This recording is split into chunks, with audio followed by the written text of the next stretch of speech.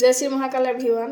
মই আজি আপোনালোকক এডাল নিজৰ প্ৰটেকশ্যনৰ কাৰণে ৰক্ষা কৱচ বনাবলৈ শিকাম, যিডালে আপোনালোকক ভূত প্ৰেত, তন্ত্ৰ মন্ত্ৰ, এক্সিডেণ্ট, নজৰ দোষ, ইভিলাই এই সকলোৰ পৰা আপোনালোকক প্ৰটেকশ্যন কৰিব। এতিয়া জানো হওক সেই ৰক্ষা কৱচডাল আমি কেনেদৰে বনাম। আপোনালোকে মঙলবাৰৰ দিনা ৰাতিপুৱা গা পা ধুই আহি মন্দিৰৰ ওচৰত এখন আসন পাৰি বহিব আৰু এগছি বন্তি জ্বলাব। তাৰপাছত আপোনালোকে এডাল ৰঙা মলি ল'ব, অৰ্থাৎ ৰঙা ৰছী ল'ব। প্ৰথমতে আপোনালোকে হনুমান চালিচা পাঠ কৰিব। তাৰপিছত সেই ৰছীডালত এটা গাঁঠি মাৰিব আৰু গাঁঠিটোত ফু কৰি দিব। এনেদৰে সেই ৰছীডালত আপোনালোকে 9টা গাঁঠি মাৰিব আৰু 9 বাৰ হনুমান চালিচা পাঠ কৰিব। এনেদৰে আপোনালোকে পাঠ কৰি হোৱাৰ পাছত সেই ৰছীডাল সেইদিনা আপুনি মন্দিৰতে থৈ দিব আৰু সেইদিনা পাৰিলে আপোনালোকে ননভেজ নাখাব।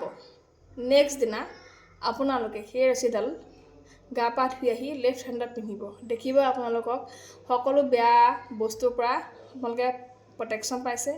এক্সিডেণ্টৰ যদি আপোনালোকৰ ভয় থাকে, আপোনালোকে সেই ৰছীডাল বনাই নিজৰ গাড়ীটো বান্ধি থ'ব পাৰিব আৰু যদি বাইক আছে বাইকত বান্ধি দিব আৰু এক্সিডেণ্টৰ পৰা আপোনালোকক প্ৰটেকশ্যন কৰিব। যদি মোৰ এই ভিডিঅ'টো ভাল লাগিছে, পেজটো ফ'ল' কৰিবলৈ নাপাহৰিব। ধন্যবাদ।